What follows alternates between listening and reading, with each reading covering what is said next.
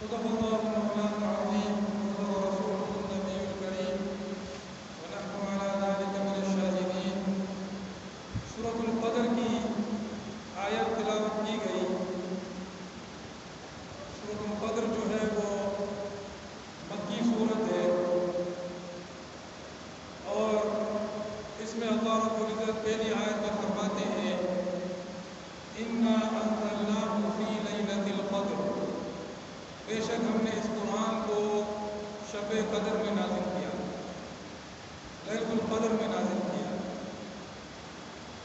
اور دوسری جگہ اللہ پاک فرماتے ہیں شہر رمضان الذی انزل فیہ القرآن، کہ رمضان کا مہینہ وہ مہینہ ہے جس میں قرآن شریف کو نازل کیا گیا. تو قرآن کے مطابق رمضان کے اندر رمضان کی شب قدر کی رات میں جو ہے وہ قرآن شریف کو نازل کیا گیا. اور اگر کوئی پوچھے کہ قرآن شریف کو تھوڑا تھوڑا کر کے جو تقریباً 23 برسوں میں نازل ہوا تو شب قدر میں نازل ہونے کا کیا مطلب ہے، تو مطلب یہ ہے کہ شب قدر میں اللہ رب العزت نے قرآن شریف کو لوح محفوظ سے آسمان دنیا پر نازل فرمایا. جو سب سے نچلا آسمان ہے، اوپر تلے اللہ رب العزت نے 7 آسمان بنائے ہیں، اور جو سب سے نچلا آسمان ہے اللہ پاک نے لوح محفوظ جو کہ اوپر نچلے آسمان سے بہت اوپر ہے، جو ہے لوح محفوظ سے سب سے جو نچلا آسمان ہے اس میں اللہ رب العزت نے قرآن شریف کو شب قدر میں نازل کیا. پورا کا پورا لوح محفوظ میں لکھا ہوا ہے بل هو قرآن مجید فی لوح محفوظ، بلکہ یہ قرآن مجید ہے لوح محفوظ میں ہے. تو لوح محفوظ میں قرآن شریف کو اللہ پاک نے جو ہے وہ لکھوا دیا تھا، اور پھر آسمان دنیا پر پورا کا پورا جو ہے وہ شب قدر میں نازل کیا. یوں تو قرآن شریف اللہ پاک کی جو صفت ہے صفت کلام کے اعتبار سے تو وہ ہمیشہ سے اللہ کے ساتھ ہے، کیونکہ اللہ پاک کی جتنی بھی صفات ہیں وہ ہمیشہ سے ہیں اور ہمیشہ رہیں گی. وہ اس کی صفات ہے، اس کا کلام کرنا، اس کا دیکھنا، اس کا سننا، اس کی قدرت اور اس کی جو ہے وہ حیات، اس کا علم، اس کا کلام، اس کا پیدا کرنا، مارنا، روزی دینا، جلانا، عزت دینا، جتنی بھی اللہ پاک کی صفات ہیں وہ سب کے سب اللہ پاک کے ساتھ ہمیشہ سے ہیں. تو اللہ پاک کا جو کلام ہے، تورات ہو، زبور ہو، قرآن مجید ہو، اور جتنا بھی کلام ہے اللہ پاک کا، وہ اللہ پاک کے ساتھ ہمیشہ سے ہے. لیکن اس کے ساتھ ساتھ جب اللہ پاک نے لوح محفوظ کو پیدا فرمایا تو اللہ پاک نے جو ہے لوح محفوظ میں قرآن شریف کو لکھوا دیا. ٹھیک ہے نا؟ تو وہ جہاں تک لکھوانے کا تعلق ہے، اور ظاہر ہے لکھائی جو ہوتی ہے، جو حروف ہوتے ہیں وہ تو مخلوق ہوتے ہیں، آواز سے جب ہم کرتے ہیں تو وہ بھی مخلوق ہوتی ہے، مگر جو اللہ پاک کی صفت ہے، اللہ پاک کا قرآن جو اللہ کے ساتھ ہے وہ غیر مخلوق ہے، وہ اس کی صفت ہے. تو اللہ پاک فرماتے ہیں کہ ہم نے شب قدر میں اس کو نازل فرمایا، یعنی دنیاوی آسمان. پھر دنیاوی آسمان سے جبریل علیہ السلام تھوڑا تھوڑا کر کے وقتاً فوقتاً نبی اکرم صلی اللہ علیہ وسلم پر لے کر نازل ہوتے رہے. تو شب قدر میں اللہ پاک نے قرآن شریف کو نازل فرمایا. پھر فرمایا وما ادراک ما لیلۃ القدر، کہ تمہیں کیا معلوم کہ شب قدر کیا چیز ہے، شب قدر کیا ہے.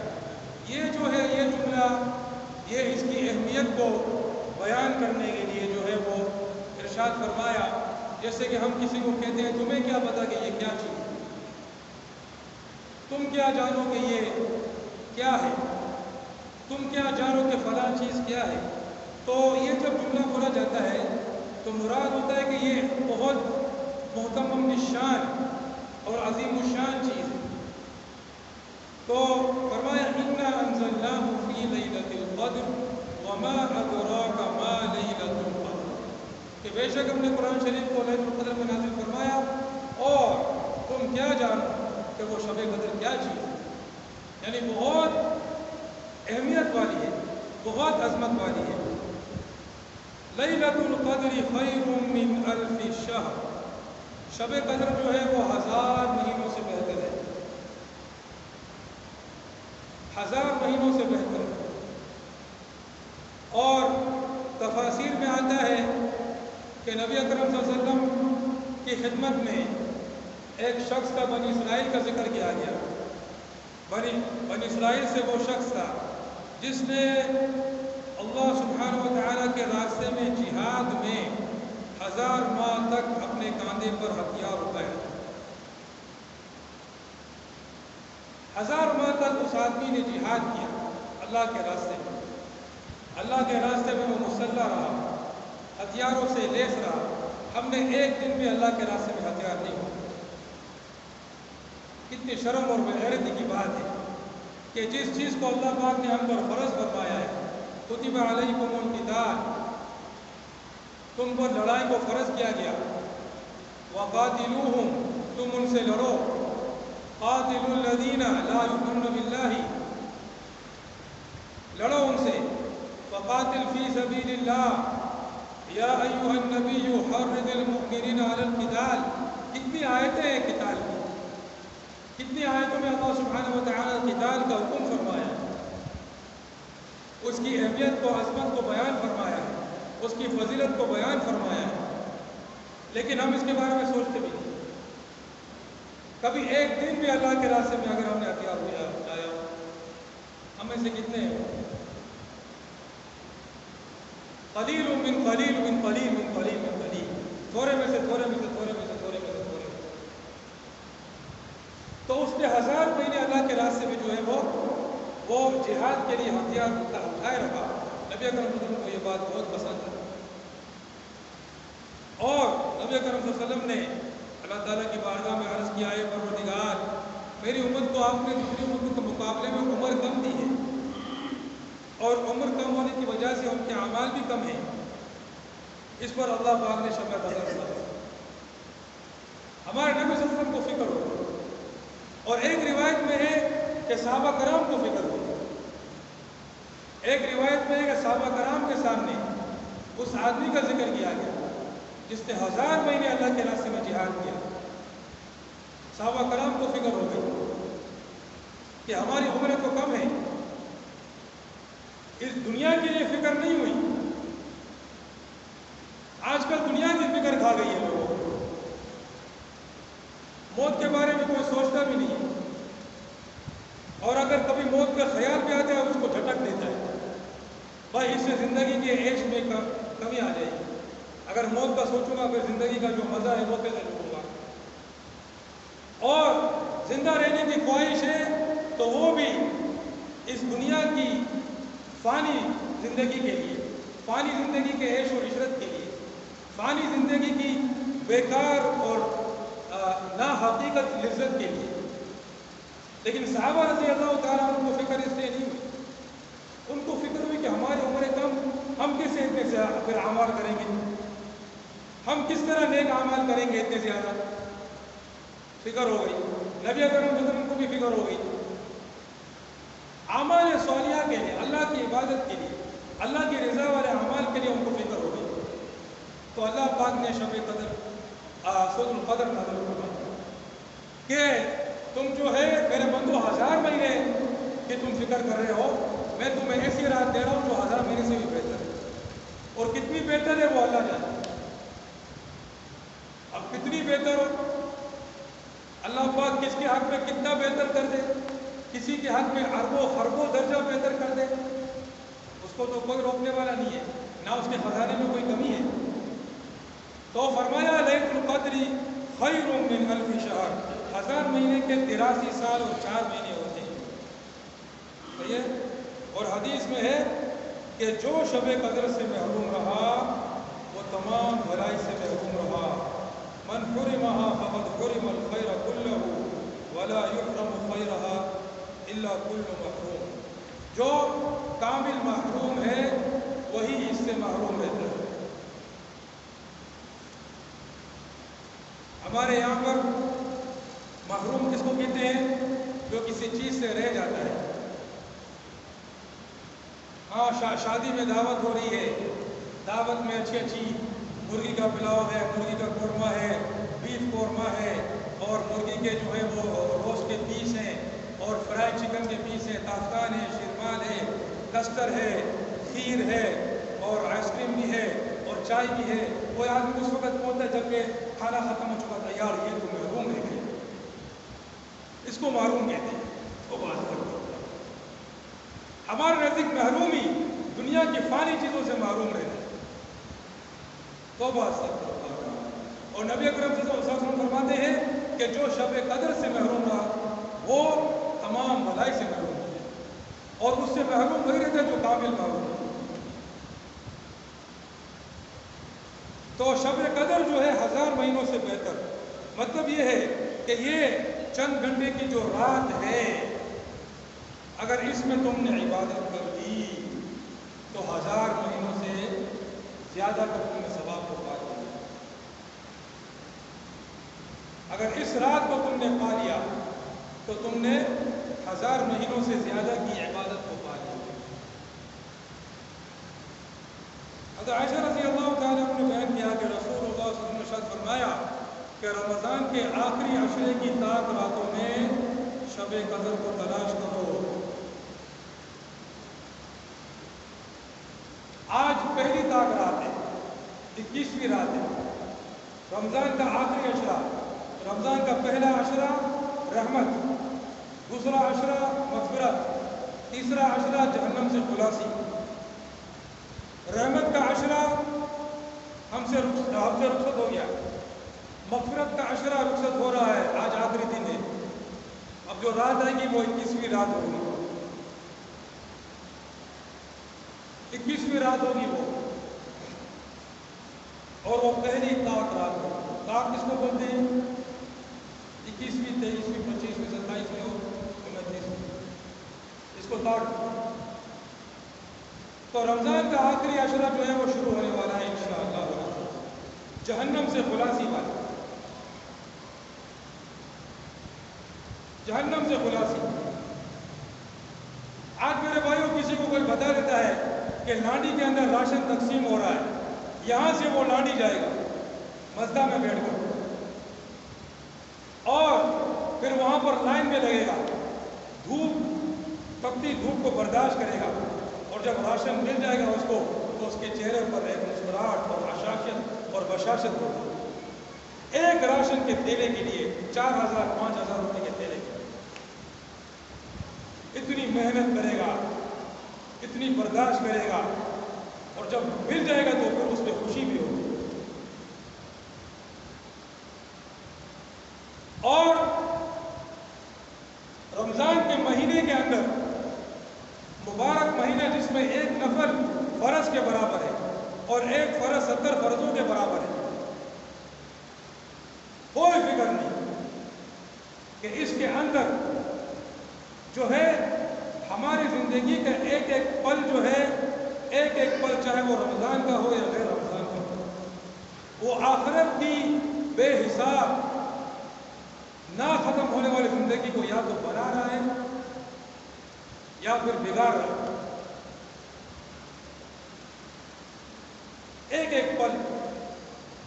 اور بگاڑنا ایک تو یہ ہوتا ہے کہ بگاڑ رہا ہے یعنی گناہ، یا پھر یہ کہ وہ نہ گناہ کر رہا ہے نہ ثواب کر رہا ہے وہ آدمی، تو یہ بھی ایک طرح کا بگاڑنا ہے کہ وہ ٹائم ضائع کر رہا ہے.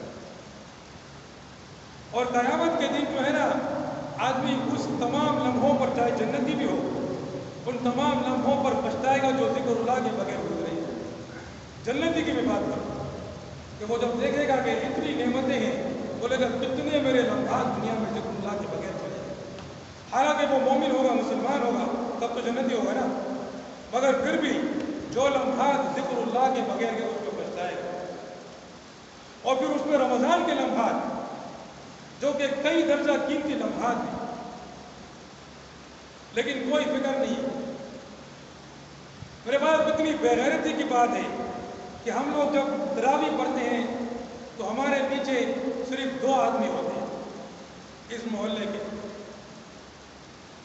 صرف 2 آدمی ہمارے پیچھے تراویح پڑھتے ہیں. کیونکہ ایک تو دوسرے محلے سے آتا ہے قرآن شریف کو سننے کے لیے. اس محلے کے صرف 2 آدمی ہوتے ہیں ہمارے پیچھے تراویح پڑھنے کے لیے. یہ کتنی بے شرمی کی بات ہے اور کتنی بے غیرتی کی بات ہے. کوئی فکر نہیں ہے. اور یہ بات نہیں ہے کہ کہیں کام کر رہا ہے فیکٹری میں, کوئی ملازمت کر رہا ہے. حالانکہ اگر وہ بھی کر رہا ہوتا ہے نا تو بھی نقصان ہے, تو بھی نقصان ہے. کیا رمضان کے لیے وہ چھوڑ نہیں سکتا ہے 1 گھنٹے کے لیے؟ لیکن یہ بات ہے ہی نہیں.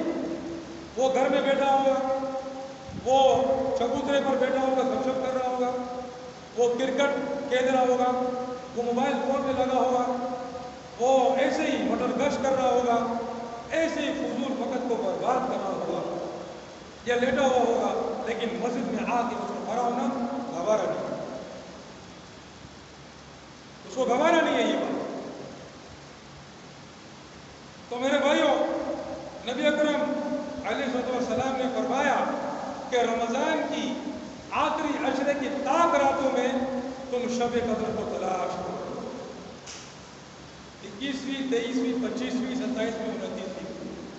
اور آج جو ہے, جو رات آئے گی ابھی اس آج کے بعد, وہ 21ویں رات ہے.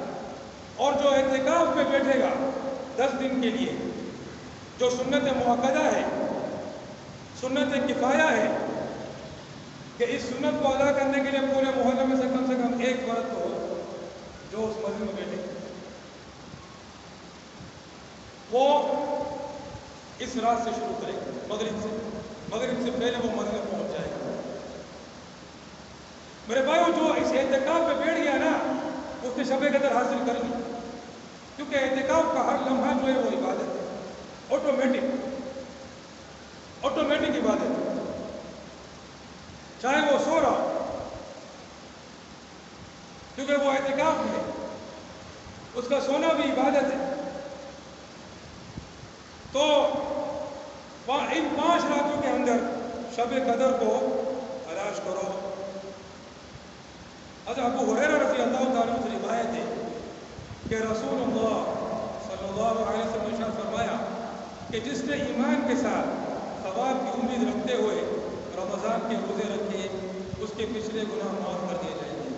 اور جس نے رمضان کی راتوں میں ایمان کے ساتھ اور ثواب سمجھتے ہوئے نمازوں میں قیام کیا, اس کے پچھلے گناہ معاف کر دیے جائیں گے.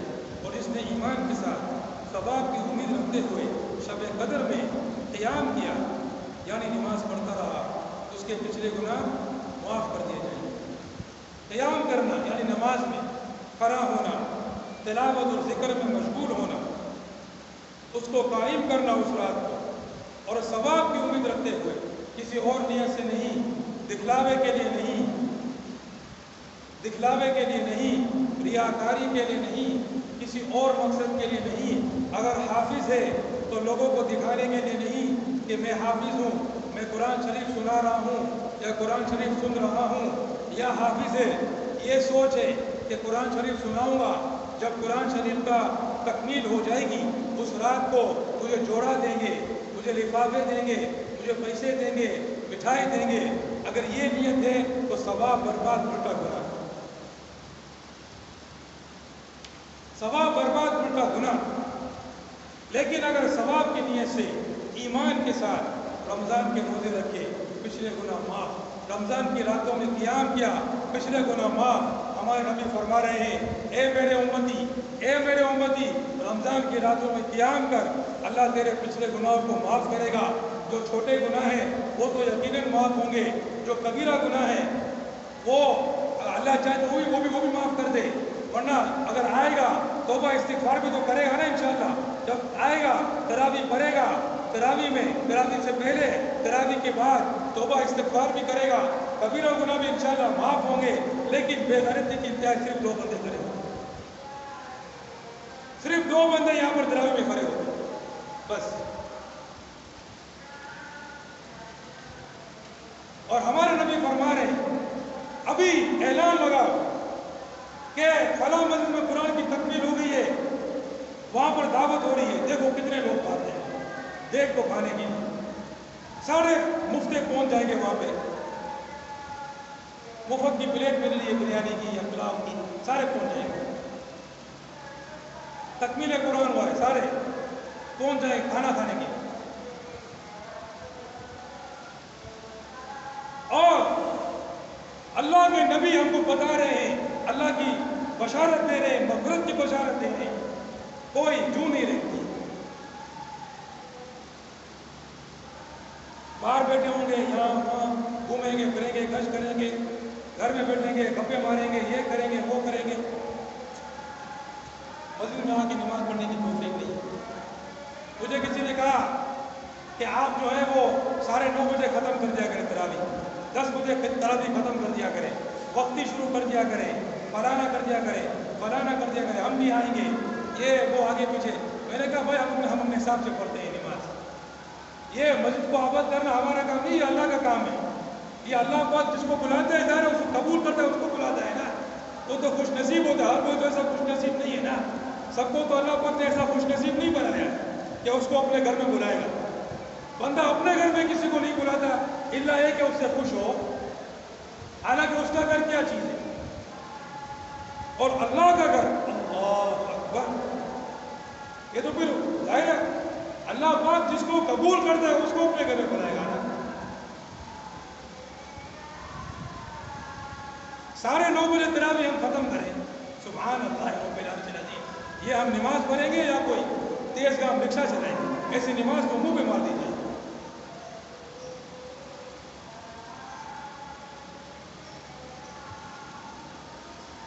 اور صحیح بات تو یہ ہے کہ 9:30 بجے میں اگر خدا نہ خواستہ ختم ہونے والی ہو پھر بھی لوگ نہیں پڑھیں۔ بات تو یہ ہے لوگوں کو پڑھنا ہی نہیں۔ تو 3 بشارتیں تھیں، ایک عام راتوں میں رمضان کا قیام کرنا، اس میں بھی مغفرت کی بشارت ہے، رمضان کے روزے رکھنا، اس میں بھی مغفرت کی بشارت ہے، اور پھر خاص شب قدر میں قیام کرنا، اس میں بھی مغفرت کی بشارت ہے، اور پھر وہ تو 1000 مہینوں سے بہتر رات ہے۔ اور حدیث میں ہے کہ رمضان کا مہینہ آیا، رمضان کا مہینہ آیا اور تیری بخشش نہیں ہوئی، تو اللہ کی رحمت سے بہت مردود ہے، تو مردود ہے، تو اللہ کی رحمت سے دور ہے۔ جبریل نے دعا کی علیہ السلام، اور نبی اکرم صلی اللہ علیہ وسلم نے آمین کہہ دیا اس دعا پر۔ اس دعا کی قبولیت میں پھر تم کیا سمجھتے ہیں کہ آمین کہ دور ہو جائے وہ آدمی جس کو رمضان کے مہینے نے پا لیا اور اس کی مغفرت نہیں ہوئی، دور ہو جائے وہ آدمی اللہ کی رحمت سے جس نے اپنے ماں باپ کو پا لیا اور ماں باپ نے اس کو جنت میں داخل نہیں کروایا، یعنی اس کی خدمت نہیں کی ماں باپ کی، اور دور ہو جائے وہ شخص اللہ کی رحمت سے جس کے سامنے آپ کا ذکر آیا صلی اللہ علیہ وسلم اور درود شریف نہیں پڑھا، درود شریف پڑھا، جب بھی نبی اکرم صلی اللہ علیہ وسلم کا نام ہے خوش لگتا ہے قرآن اور کرتے ہیں۔ تو میرے بھائیوں، آج جو ہے وہ پہلی رات ہے، شب قدر کی رات ہے، اور شب قدر جو ہے وہ اللہ پاک نے چھپا کے رکھی۔ نبی اکرم صلی اللہ علیہ وسلم کی حدیث ہے، بخاری کی حدیث ہے کہ اللہ پاک نے آپ وسلم کو بتایا شب قدر کون سی ہے، لیکن 2 مسلمان آپس میں جھگڑ رہے تھے، اللہ پاک نے اپنے نبی کو بلا دیا، کیا فرمایا کہ میں اس لیے آیا تھا کہ تمہیں شب قدر کی اطلاع کروں، مگر فلاں شخص میں جھگڑا ہو رہا تھا جس کی وجہ سے اس کی تعیین مجھ سے اٹھا لی گئی۔ کیا بعید ہے کہ یہ اٹھا لینا اللہ کے علم میں بہتر ہو۔ تو جھگڑا جو ہے اتنا برا عمل ہے کہ اس کی وجہ سے شب قدر کی تعیین ہونا نہ نہیں۔ اب جو ہے اس کو تلاش کرنا ہے، شب قدر کو تلاش کرنا ہے، اور اس میں بھی مصلحت ہے اللہ پاک کی کہ اللہ پاک نے اٹھا لیا۔ جب تلاش کرو گے تو زیادہ جستجو ہوگی، زیادہ محنت ہوگی۔ اگر پتہ ہوتا تو پھر اس رات کو اگر کوئی خاص گناہ بھی کرتا تو پھر اس کا بھی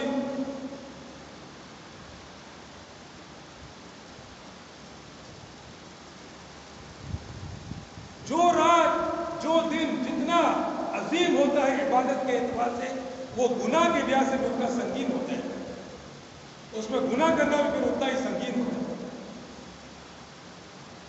مسجد میں عبادت کرنا زیادہ ثواب، گناہ کرنا زیادہ گناہ۔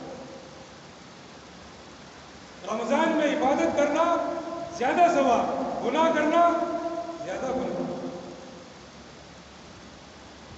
اور ایسے بھی ہے بھائی جو افطاری کے بعد پہلی چیز کیا کرتے ہیں؟ سوٹا لگاتے ہیں۔ افطاری جیسے کہ باہر آئے اب سوٹا لگایا، چرس پرس لگائے، یہ وہ لگایا۔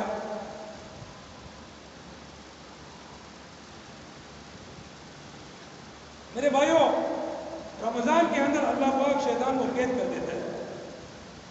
حدیث میں ہے کہ سرکش شیاطین کو قید کر دیا جاتا ہے، اور سرکش شیاطین قید ہوں اور پھر بھی اگر ہماری یہ حالت ہو کہ ہم گناہوں سے باز نہیں آ رہے ہیں، ہم گناہ والی عادتوں سے باز نہیں آ رہے ہیں، تو پھر ہمارے ساتھ کیا معاملہ ہے کہ ہمارا شیطان تو دور کی بات ہے، ہمارا اپنا نفس جو ہے وہ اتنا خراب ہو گیا ہے کہ وہ بھی ہم پر پوری طرح حاوی ہے، ہم کو گناہوں سے نکلنے نہیں دیتے۔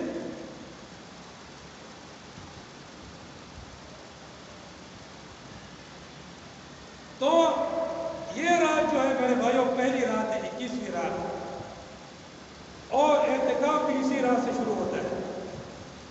جن کو اعتکاف کرنا ہے وہ مغرب سے پہلے آج جو ہے وہ مغرب پہنچیں گے، اور جنہوں نے اعتکاف کر لیا 10 دن میرے بھائیوں ان کو شب قدر بھی حاصل ہوگا۔ ہاں اگر بعض لوگ اعتکاف کے اندر آگے بھی بجائے کچھ حاصل کرنے کے الٹا وبال لے کر نکلتے ہیں، جھگڑے کرتے ہیں ساتھیوں کے ساتھ، دوسروں کو پریشان کرتے ہیں، غیبتیں کرتے ہیں، بہتان کرتے ہیں، جھوٹ مارتے ہیں، موبائل میں لگے ہوتے ہیں، تو الٹا ثواب کے الٹا گناہ کر کے نکلتے ہیں اعتکاف سے۔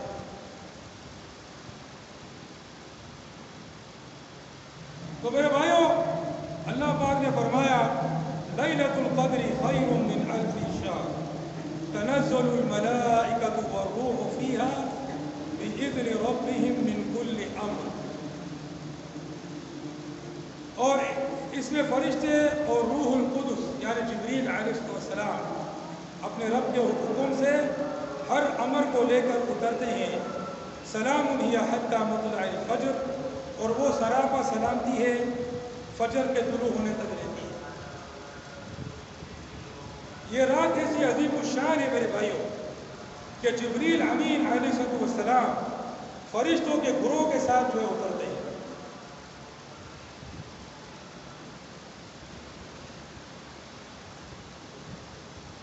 اور طلوع فجر تک یہ رات جو ہے وہ سلامتی کی رات رہتی ہے۔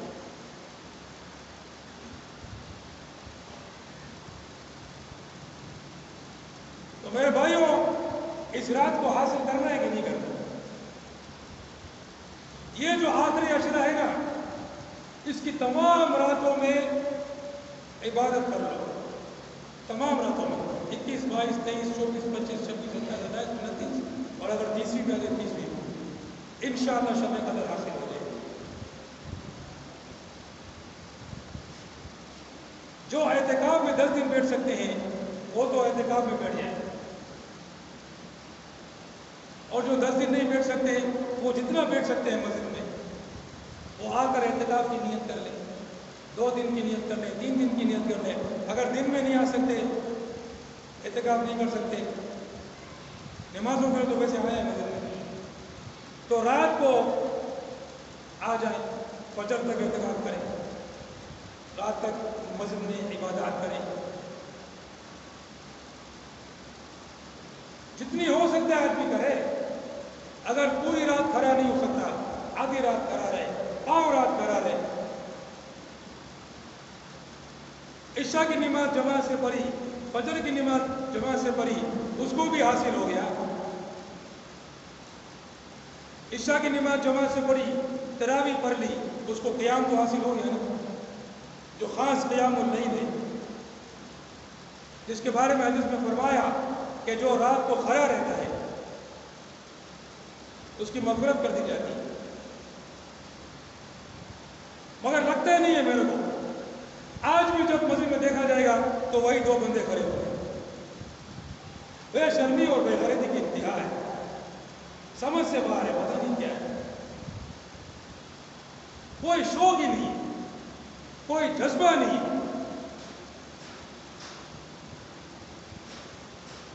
اللہ سبحانہ و تعالیٰ کے ساتھ تعلق جوڑنے کا، اللہ سبحانہ و تعالیٰ سے قریب ہونے کا حدیث میں ہے کہ بندہ نوافل کے ذریعے سے میرے قریب آتا رہتا ہے۔ کس کے ذریعے سے؟ نوافل کے ذریعے، نفل عبادات جو ہے، یعنی فرض سے ہٹا کر، یہاں تک کہ میں اس سے محبت کرتا ہوں۔ اللہ اللہ اللہ پاک کی محبت، یہ تو وہی سمجھ سکتا ہے جس کو اللہ سے محبت ہو، یہ وہی سمجھ سکتا ہے۔ اور اللہ کی محبت تو بے مثال ہے، اس لیے میں کوئی تشبیہ نہیں دے رہا ہوں، میں کوئی مثال نہیں دے رہا ہوں، میں ایسے ہی ایک سمجھانے کے لیے بات کر رہا ہوں۔ کوئی آدمی ہے، اس کو ایک لڑکی سے بہت محبت ہے، وہ کسی عورت کے ساتھ، یا کوئی عورت ہے اس کو کسی مرد سے محبت ہے، تو اس کی کتنی چاہت ہوتی ہے کہ وہ بھی مجھ سے محبت کرے۔ اگر وہ لڑکی بھی اس سے محبت کرنے لگے تو وہ تو سمجھتا ہے جیسے میں زندگی میں کامیاب ہو گیا، جو مقصد ہے وہ حاصل ہو گیا۔ حالانکہ یہ کیا ہے؟ یہ کیا محبت ہے؟ یہ تو ایک فانی محبت ہے، اور یہ ایسی محبت ہے جس میں گناہ کا بہت بڑا خطرہ ہے۔ ہاں، دونوں اگر کوئی گناہ نہیں کریں، کوئی پردے میں رہیں ایک دوسرے سے اور نکاح کر لیں، جائز ہے، ایک دوسرے کو دیکھے بھی نہیں، ٹھیک ہے، کبھی اچانک نظر پڑ گئی یا بچپن میں دیکھا ہو، محبت ہو گئی، مگر پھر پردے کی عمر میں پردہ کیا، بعد میں نکاح کر لیا، جائز ہے، اس میں تو کوئی وہ نہیں ہے۔ لیکن یہ تو پھر بھی ایک فانی محبت ہے، یہ محبت تو کچھ ہے ہی نہیں نا۔ اللہ کی محبت بے مثال محبت ہے، اس کو نہ باپ کی محبت سے تشبیہ دے سکتے ہو، نہ ماں کی محبت سے، نہ بھائی کی، نہ بہن کی، نہ اولاد کی، نہ بیوی کی، نہ عورت کی، نہ مرد کی، بے مثال محبت۔ تو جس کو وہ محبت ہے وہی اس کو سمجھ سکتا ہے کہ اللہ اس سے محبت کرے۔ اللہ اکبر۔ پھر وہ جو اگر وہ تو پھر دیوانہ جو ہو، سمجھے، اللہ کی محبت وہی سمجھ سکتا ہے۔ ہماری تمہاری سمجھ میں آ رہی، خالی کان میں سن لے۔ اللہ پاک فرماتے ہیں کہ بندہ تو نفل کے ذریعے سے میرے قریب آتا رہتا ہے، تو نفلی عبادت میں لگ جا، فرض تو تیرے کو پورے کرنے ہی ہیں، فرض کے بغیر تو کام ہی نہیں چلتا ہے، فرض واجبات تو پورے کرنے ہیں، تو نفلی عبادات میں اس کے بعد لگ جا لگ جا لگ جا، میں تجھ سے محبت کرنے لگا۔ اللہ اکبر۔ پھر میں اس کا پاؤں بن جاتا ہوں جس سے وہ چلتا ہے، میں اس کا ہاتھ بن جاتا ہوں جس سے وہ پکڑتا ہے، میں اس کی آنکھ بن جاتا ہوں جس سے وہ دیکھتا ہے، میں اس کا کان بن جاتا ہوں جس سے وہ سنتا ہے۔ اللہ اکبر۔ کیا مطلب ہے؟ مطلب یہ ہے کہ پھر وہ میرے کنٹرول میں آ جاتا ہے، پھر اس کا کان بھی اسی جگہ استعمال ہو رہا ہے جہاں میں چاہتا ہوں، اس کا ہاتھ بھی اسی جگہ استعمال ہو رہا ہے جہاں میں چاہتا ہوں، اس کا چلنا بھی اسی جگہ ہو رہا ہے جہاں میں چاہتا ہوں، اس کا دیکھنا بھی اسی جگہ ہو رہا ہے جہاں میں چاہتا ہوں۔ ولایت کے درجے پر پہنچ جاتے ہیں میرے بھائیوں۔ ہمارے اندر اللہ کی محبت ہے کہ نہیں ہے؟ یہ حدیث ہمارے اندر کسی خون کو گرما رہی ہے کہ نہیں گرما رہی؟ اگر نہیں گرما رہی تو پھر نہیں ہے محبت، اور اگر اللہ کی محبت نہیں ہے تو پھر اس سے زیادہ بدنصیب شخص کوئی ہے۔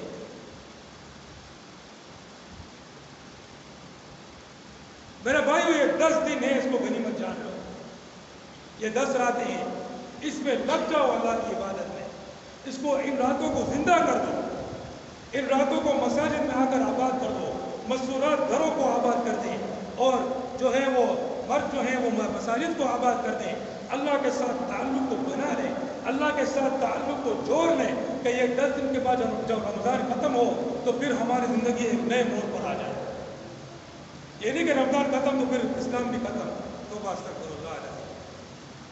بس آج سے میری زندگی اللہ سبحانہ و تعالیٰ کے راستے پر چلے، میرا رب راضی، پھر دنیا کی کوئی پرواہ نہیں، بس میرا رب مجھ سے راضی ہو جائے، میرا اللہ مجھ سے راضی ہو جائے، میرے اللہ سے میرا تعلق ہو جائے۔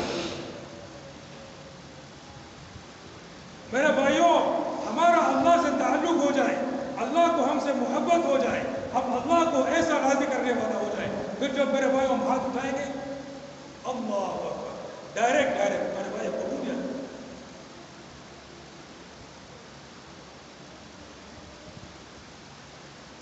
آج کوئی بندے کا MNA سے تعلق ہو جائے، MPA سے تعلق ہو جائے، گورنر سے، یہ سارے جو باطل نظام کے، دجالی نظام کے جو یہ سارے جو ہے وہ حصے ہیں، اس کا اگر کوئی آدمی جو ہے وہ اس کے ساتھ تعلق قائم ہو جاتا ہے اور میرا فلانے کے ساتھ تعلق، او بے شرم، تو ان شیطانوں کے ساتھ تعلق میں تیرے کو فخر ہوتا ہے، میرا تعلق اللہ سبحانہ و تعالیٰ کے ساتھ۔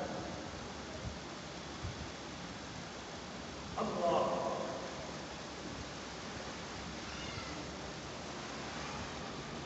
کرو گے، سب کرو گے؟ ہاں سب بولو انشاءاللہ۔ اللہ پاک ہمیں عمل کرنے کی توفیق عطا فرمائے۔ وآخر دعوانا